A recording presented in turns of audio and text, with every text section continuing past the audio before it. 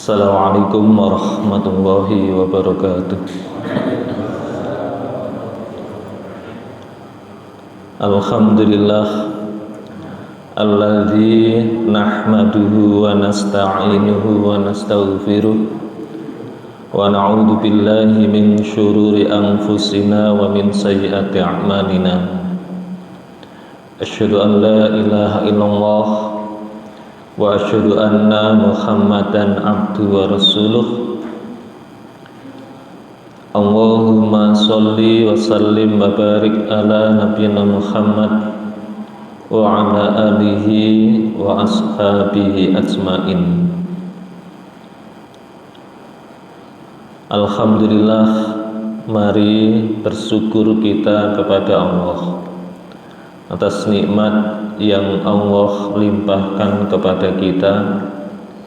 Doa, salawat dan salam senantiasa kita haturkan kepada junjungan kita Nabi Muhammad sallallahu alaihi wasallam.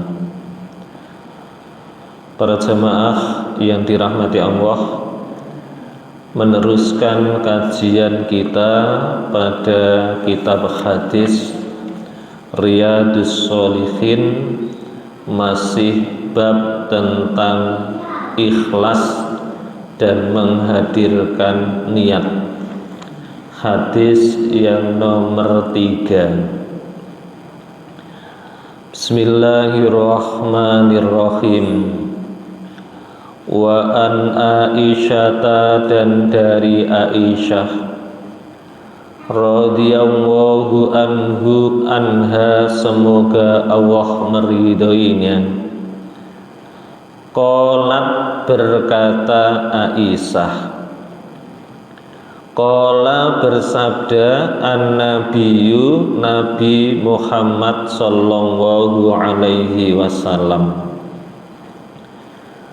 la hijrata, tidak ada hijrah, ba'dal fathi, setelah penaklukan kota Mekah. Walakin, dan akan tetapi, jihadun, jihad, wa niyatun, dan niat, muttafaqun, disepakati, alaihi, atas hadis. Hadis yang pertama datangnya dari sahabat Nabi, istri Nabi yang bernama Aisyah. Aisyah itu juga meriwayatkan hadis-hadis dari Rasulullah. Ya wajar, karena Aisyah sering bertemu, berjumpa dengan Nabi, karena beliau adalah istrinya Nabi. Namun tidak hanya itu, Aisyah itu termasuk juga perempuan yang cerdas, sehingga sepeninggal Rasulullah, Aisyah juga menjadi rujukan sahabat-sahabat yang bertanya urusan-urusan agama. Dari sinilah bahwa perempuan itu boleh mengajar, dan yang diajar oleh perempuan itu tidak hanya perempuan sesama perempuan, tetapi perempuan juga mengajar laki-laki, seperti halnya Aisyah dulu juga tempat bertanya para sahabat-sahabat yang laki-laki. Hadis ini datangnya dari Aisyah. Rasulullah Shallallahu alaihi wasallam berkata, la hijrata ba'dal fathi, tidak ada hijrah setelah penaklukan kota Mekah. hijrahnya Nabi itu pada tahun ke-13 kenabian. Jadi Nabi Muhammad diangkat menjadi Nabi dan Rasul, berdakwah di Mekah itu selama 13 tahun. Setelah itu Nabi Muhammad melakukan hijrah ke Madinah. Setelah hijrah ke Madinah, berada di Madinah 9 tahun berikutnya, Nabi mampu menaklukkan kota Mekah yang dalam sejarah itu disebut sebagai Fathul Makkah. Nabi keluar dari Mekah karena dimusuhi, karena diancam dibunuh. Akhirnya Nabi hijrah. 9 tahun berikutnya Nabi mampu merebut kota Mekah. Peristiwa ini disebut sebagai Fathul Mekah, penaklukan kota Mekah. Dalam hadis ini, la hijrata ba'dal fathi, tidak ada hijrah lagi setelah Mekah itu menjadi negeri Muslim, Darul Islam. Kenapa menjadi Darul Islam? Karena sudah ditaklukkan oleh Nabi Muhammad. Tidak ada hijrah lagi. Ketika Nabi Muhammad menaklukkan kota Mekah, maka Nabi Muhammad itu tinggal di Mekah. Setelah kota Mekah itu takluk oleh kekuasaan Nabi Muhammad, oleh kekuasaan kaum muslimin, maka Nabi setelah menaklukkan kota Mekah tidak lantas kembali ke Madinah, tetapi tinggal di Mekah. Tinggalnya Nabi di Mekah itu selama 18 hari. Jadi Nabi setelah melakukan kota Mekah, Mekah itu kemudian dikuasai oleh Nabi Muhammad, maka Nabi tidak lantas kembali ke Madinah, tetapi Nabi singgah di Mekah itu selama 18 hari. Ada beberapa hal yang perlu kita catat selama Nabi di sana. Yang pertama, mulai detik itu maka Mekah menjadi Darul Islam, negerinya kaum muslimin. Sehingga Nabi Muhammad mengatakan, siapa yang beriman maka dia dilindungi.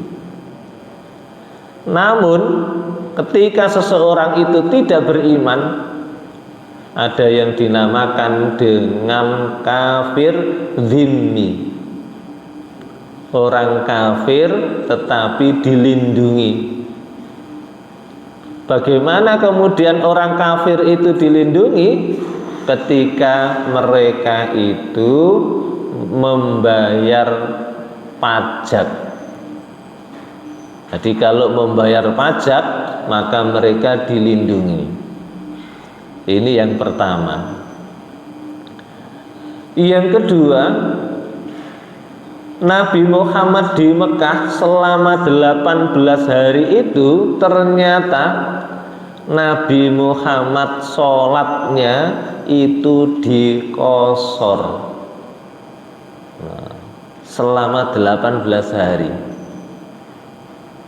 Jadi selama 18 hari itu Nabi Muhammad ketika sholat duhur 2 rakaat, sholat asar 2 rakaat, Sholat isya 2 rakaat selama 18 hari. Nabi Muhammad menjadi imam sholat. Ketika Rasulullah menjadi imam sholat itu, Nabi berkata kepada makmum, wahai orang-orang Mekah, kata Nabi, sempurnakanlah sholat kalian, atimu sholatakum. Orang Mekah disuruh menyempurnakan sholatnya, tetapi Nabi mengqashar sholat. Jadi seumpama Nabi Muhammad itu sholat isya, Nabi Muhammad mengatakan, wahai orang Mekah, sholat isyamu 4 rakaat. Kalau sholat saya 2 rakaat. Setelah saya salam, kalian orang-orang Mekah berdiri lagi menyempurnakan 2 rakaat. Nah, jadi jenengan kita bisa berimam kepada makmum yang meskipun dia itu sholatnya dikosor, sedangkan kita tidak mengkosor sholat.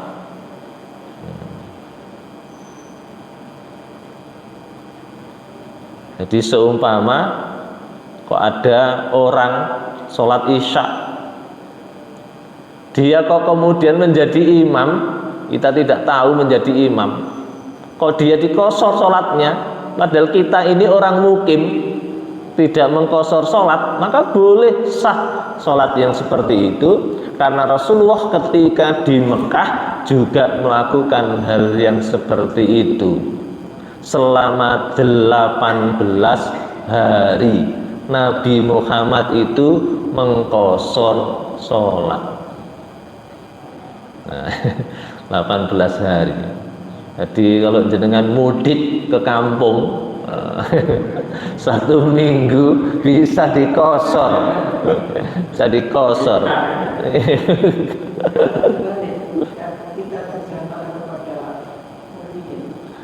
Kalau kita berjamaah dengan mukimin, maka seorang makmum itu harus mengikuti imam.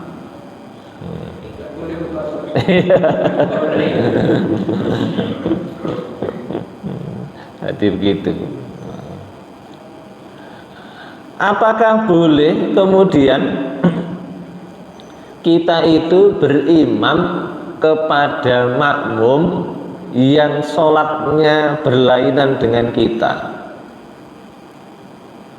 Contoh begini, kita musafir, ternyata imamnya itu adalah sholat duhur, padahal kita sholat asar. Kita kemudian ada orang kemudian sholat asar tetapi kita sholat duhur atau sebaliknya.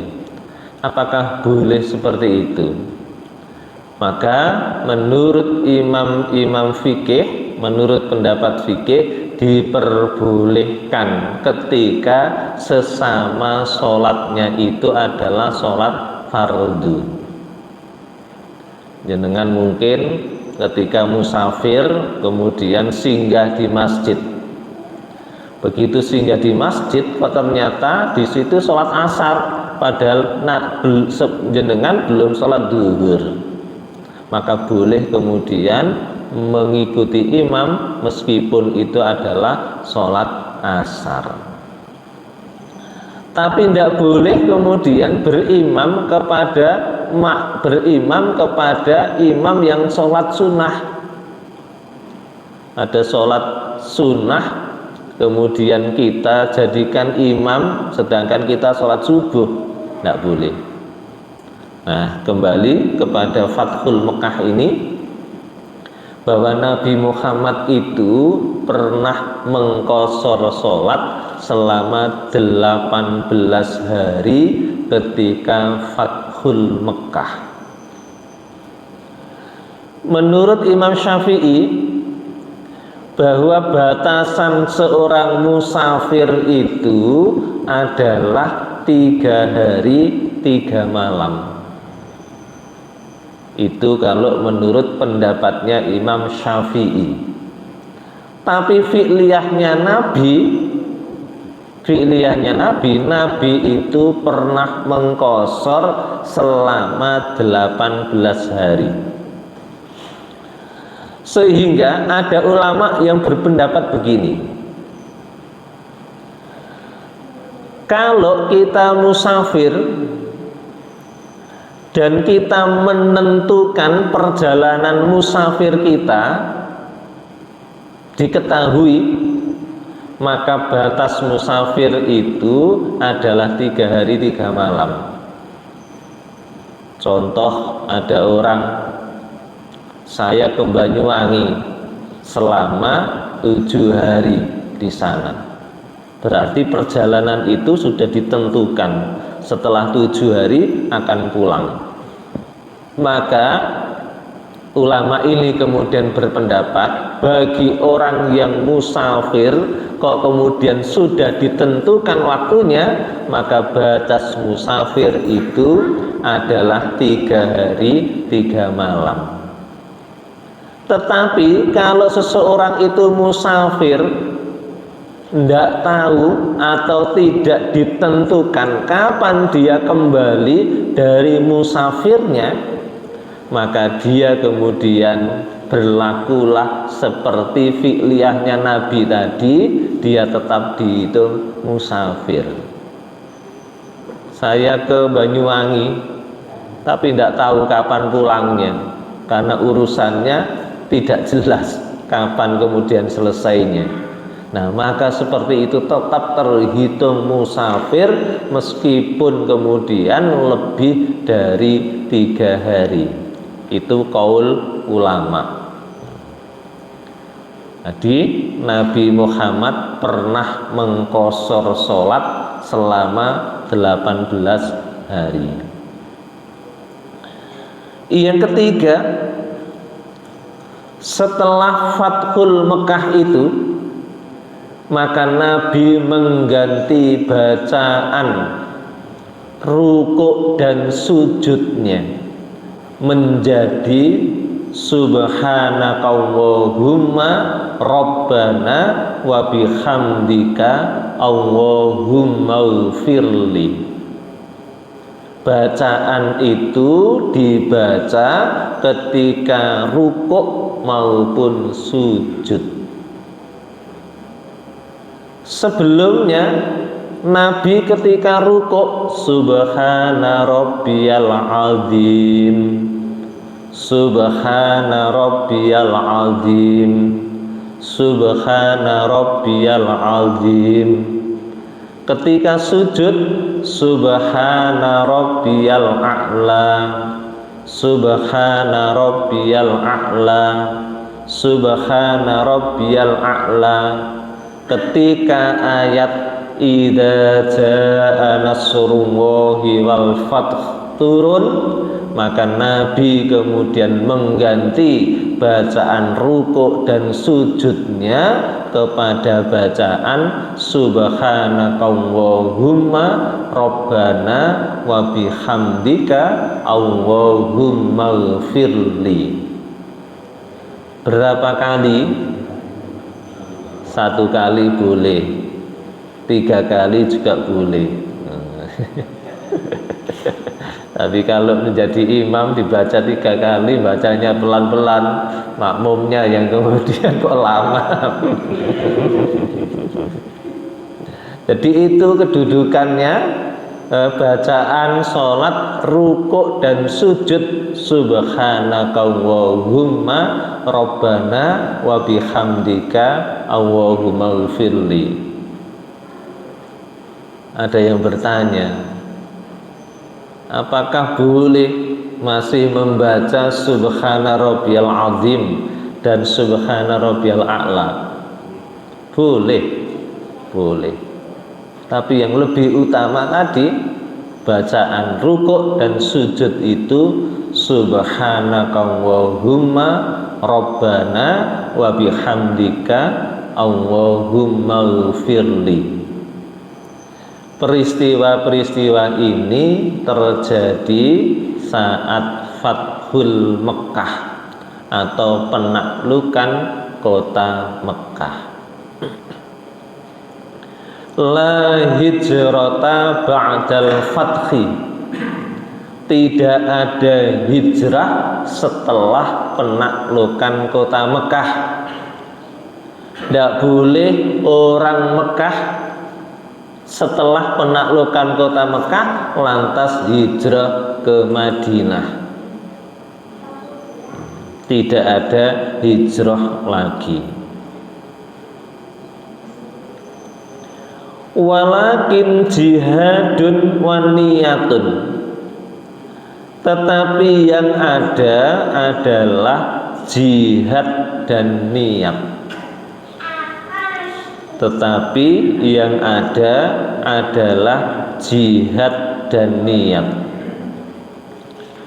Hadis ini adalah menyamakan jihad dan niat itu setara dengan hijrah. Jadi secara hukum hadis ini kemudian memberikan isyarat bahwa antara jihad dengan niat itu adalah setara dengan jihad, dengan hijrah. Hijrah yang mengorbankan materi di Mekah ditinggalkan. Hijrah juga kemudian meninggalkan keluarganya sahabat-sahabat yang mereka waktu itu belum muslim, ditinggal mengikuti Nabi Muhammad. Berbekal apa? Tidak bekal apa-apa sahabat itu, meninggalkan harta mereka di Mekah dengan menempuh perjalanan yang jauh. Maka jihad itu setelah hijrah itu, setelah menaklukkan kota Mekah, kata Nabi sudah tidak ada hijrah lagi ke Madinah. Tetapi yang dihitung oleh Allah, jihad dan niat itu setara dengan hijrah. Inilah pentingnya kedudukan niat. Seseorang itu akan dinilai ibadahnya oleh Allah lebih berdasarkan niatnya. Meskipun sama-sama ibadah kepada Allah, tetapi nilainya berbeda. Salah satu perbedaan nilainya adalah terletak kepada keikhlasannya. Ikhlas itu, niat ikhlas itu tidak hanya di awal perbuatan. Niat ikhlas itu juga saat melakukan perbuatan. Niat ikhlas itu juga selesai melakukan perbuatan sampai kita mati. Jaga ikhlas, menghadirkan ihdharun niyah, menghadirkan niat yang ikhlas itu sampai mati.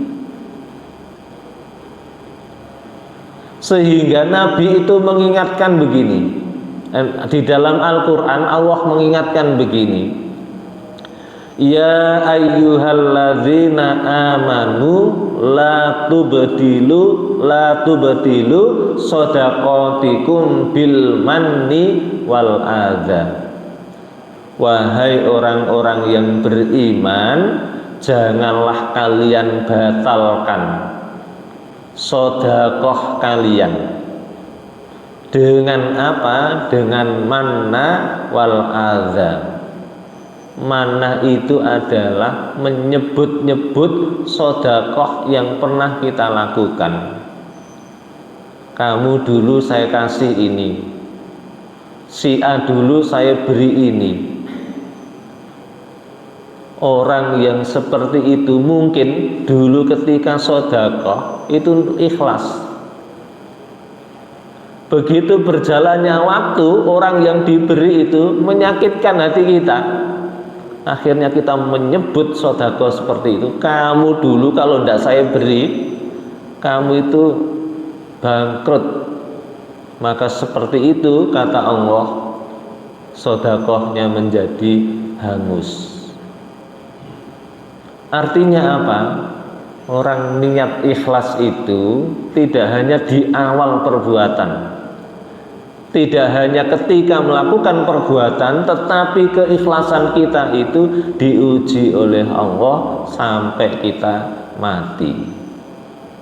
Inilah pentingnya di dalam bab ini senantiasa kemudian ihdharu niyah. Niat itu senantiasa kita hadirkan.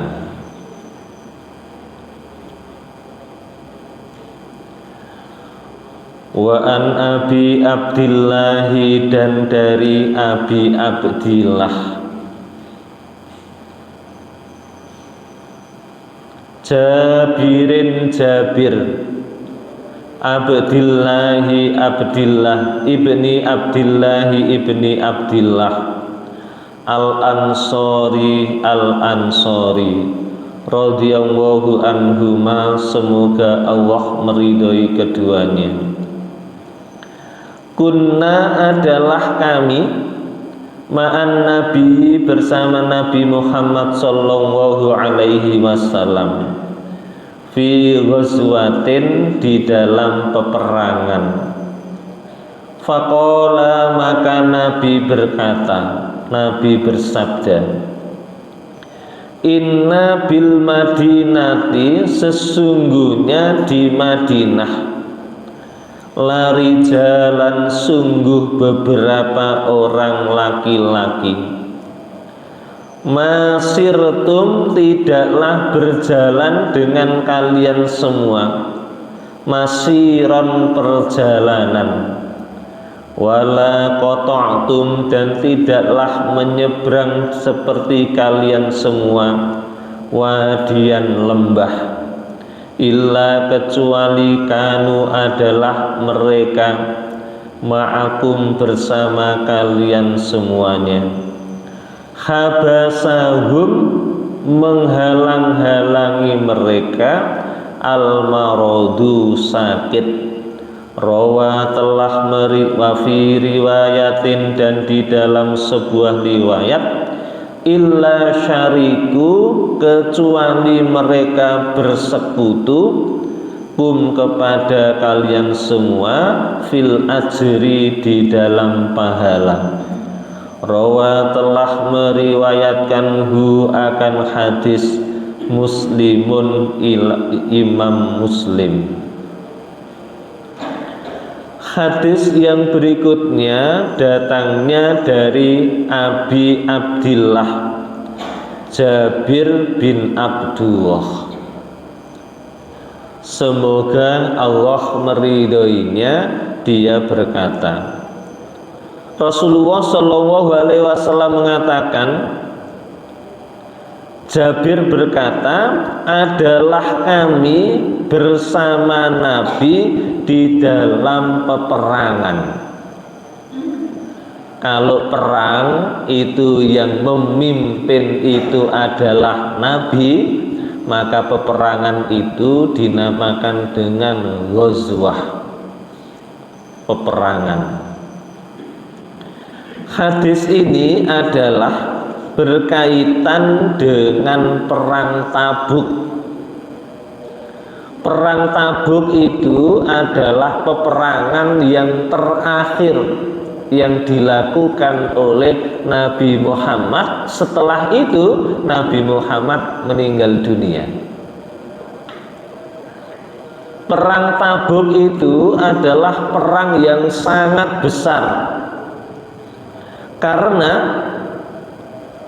pada perang Tabuk itu menghadapi musuh yang sangat kuat, yakni pasukan Romawi. Romawi pada waktu itu memiliki persenjataan yang sangat canggih pada masa itu. Nah, kalau sekarang ya mungkin Amerika dengan sekutunya, senjata yang paling canggih.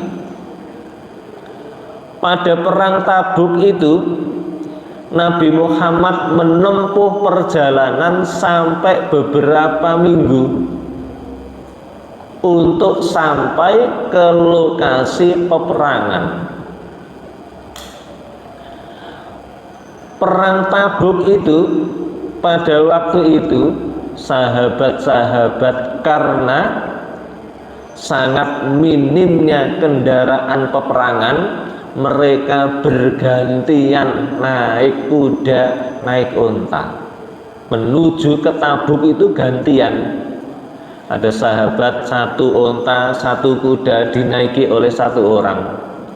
Begitu kemudian yang jalan capek, ganti yang di atas itu turun, kemudian jalan. Begitu dilakukan oleh para sahabat-sahabat Rasulullah. Sehingga amal kita dibandingkan dengan mereka, para sahabat-sahabat itu tidak ada apa-apanya. Perang yang jalan kaki itu sampai kemudian gantian naik kendaraan. Kita kadang kemudian manja naik motor. Saya dulu waktu masih kecil pengajian sampai beberapa kilo itu jalan kaki itu mau naik ontel sampai 3 kilo itu mau ada pengajian. Kalau sekarang nah, itulah semangatnya orang dulu, semangatnya para sahabat-sahabat. Perang Tabuk itu perang yang sangat luar biasa. Pada perang Tabuk itu adalah musim paceklik. Buah-buahan di Madinah itu gagal panen, sehingga sahabat itu mengatakan tidak ada peperangan yang disiapkan secara khusus oleh Rasulullah, melainkan adalah peperangan Tabuk. Pada waktu itu kondisi kaum muslimin dalam keadaan paceklik. Pada waktu itu musuh yang dihadapi itu adalah memiliki kekuatan yang luar biasa. Pada waktu itu jarak tempuhnya juga sangat jauh. Itulah peperangan Tabuk. Ketika peperangan Tabuk itu, inna bil Madinah lari jalan. Sesungguhnya di Madinah itu banyak laki-laki yang tidak bisa berperang dengan kita. Berjalan melewati lembah tidak bisa, mereka itu ikut dengan kita melakukan perjalanan peperangan. Namun kata Nabi, mereka memiliki pahala yang sama dengan kita. Tidak ikut perang, tetapi pahalanya sama dengan orang yang perang. Kenapa kok kemudian mereka itu tidak ikut perang, tetapi dia mendapatkan pahala perang? Rasulullah mengatakan, kanu ma'akum habasahumul marodo. Mereka tidak perang itu karena tertahan oleh sakit.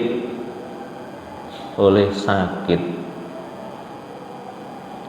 Sehingga pentingnya seseorang itu waktu sehat ibadah ke masjid. Begitu kemudian sepuh wis ndak kuat ke masjid, insya Allah terhitung mereka itu bagaikan sholat berjamaah di masjid. Banyak jamaah-jamaah kita dulu aktif di masjid, begitu kemudian sakit hanya berbaring di tempat tidur. Mereka pengen sholat berjamaah di masjid tapi tidak bisa. Maka kata Nabi Muhammad SAW, mereka itu mendapatkan pahala yang sama. Meskipun mereka itu tidak ikut jihad dengan Nabi, mereka kemudian berada di Madinah, kita menyeberangi sungai, kita melewati lembah, gurun pasir, tetapi yang di Madinah meskipun dia itu tidak ikut berjalan dengan kita untuk melakukan peperangan, mereka juga mendapatkan pahala. Kenapa mendapatkan pahala? Karena mereka sebenarnya adalah pengen tetapi terhalang oleh sakit. Jadi di dalam hati, saya sebenarnya tahun ini pengen kurban, tetapi apa daya materi belum memenuhi. Insya Allah ada nilainya di hadapan Allah, akan dinilai oleh Allah. Dia pengen kemudian kurban, tetapi karena keadaanlah yang kemudian tidak memungkinkan, maka meskipun dia tidak kurban, ada nilai tersendiri di hadapan Allah. Inilah dia, nilai Allah itu adalah menilai hati. Yang tahu adalah Allah.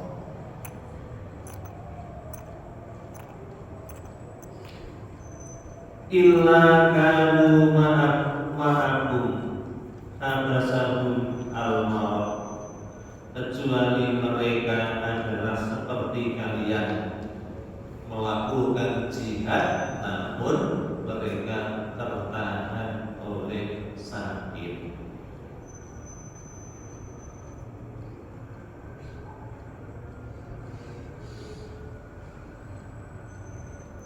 Wa an Abi Yazid, dan dari Abi Yazid, Ma'ni ibni Yazid, ibni Ahnasi ibni Ahnas radhiyallahu anhu, semoga Allah meridhai mereka.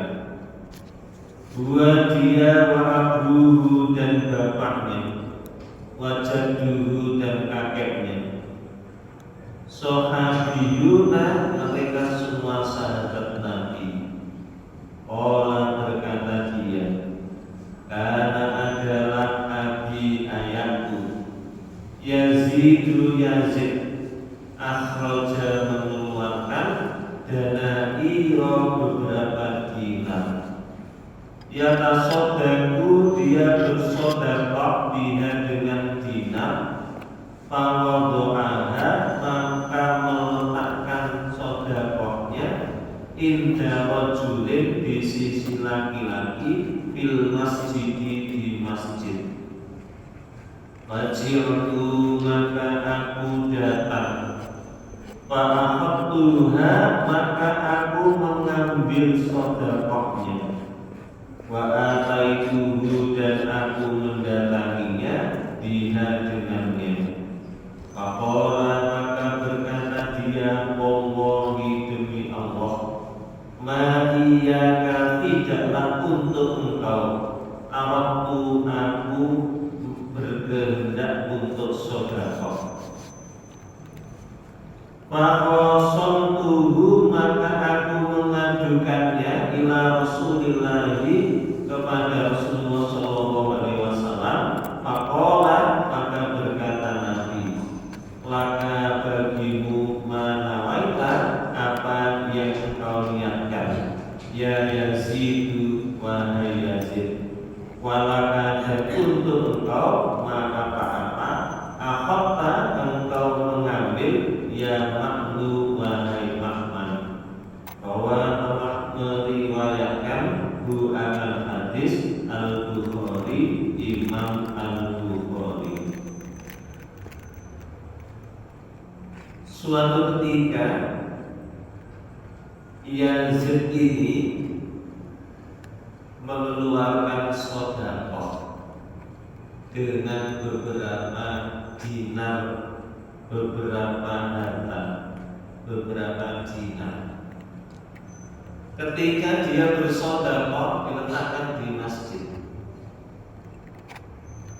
Ketika diletakkan di masjid, beberapa orang mengambil harta sedekah itu.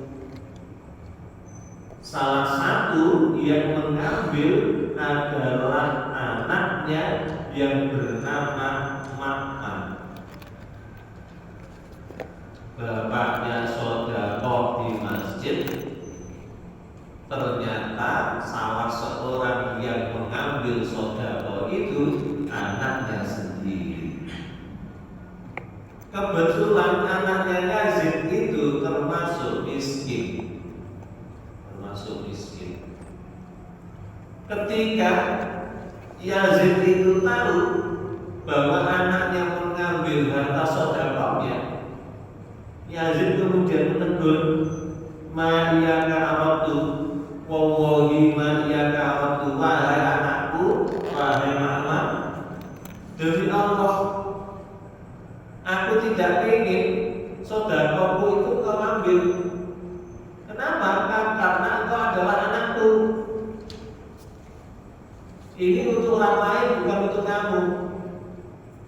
Akhirnya kemudian diadukan kepada Rasulullah SAW. Apa jawabnya Rasulullah? Rasulullah mengatakan, laka manawaita ya Yazid, wahai Yazid, bagimu apa yang kau niatkan. Wahai Ma'man, bagimu apa yang kamu ambil.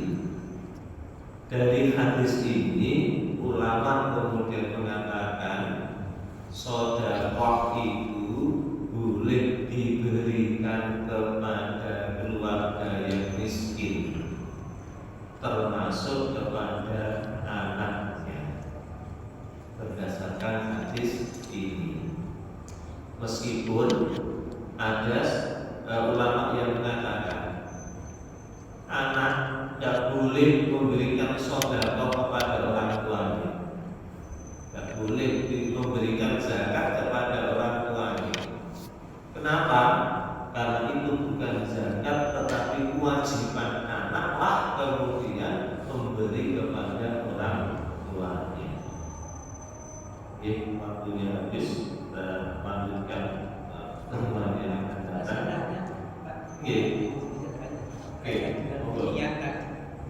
Saya pernah sholat maghrib di perjalanan, sehingga saya itu berjemaah kepada imam yang sholat isya.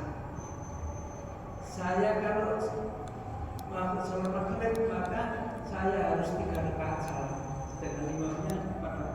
Nah, apakah saya itu niatnya itu niat sholat isya dulu atau setelah itu baru sholat maghrib? Atau saya sholat maghrib 3 rakaat salat kemudian baru mengikuti berjamaah untuk niat sholat isya? Terima kasih. Sebagian ulama itu kemudian mengatakan boleh seperti itu, sholat isya dulu lalu kemudian sholat maghrib. Namun sebagian ulama tidak memperbolehkan. Kenapa tidak memperbolehkan? Karena berpedoman kepada badi'u bima bada Allahu bihi, dahulukan yang Allah dahulukan. Dahulunya adalah sholat maghrib, yang maghrib dulu baru isya. Tak boleh sholat isya dulu baru kemudian maghrib. Berarti saya niat saja sholat maghrib ya. Oke.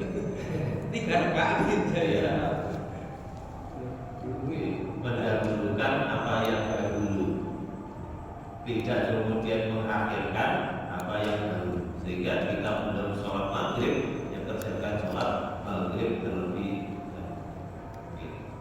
Oke, kita akhiri dengan doa kafaratul majlis. Subhanallah wa bihamdihi asyhadu an la ilaha illa anta astaghfiruka wa atubu ilaik. Assalamualaikum warahmatullahi wabarakatuh.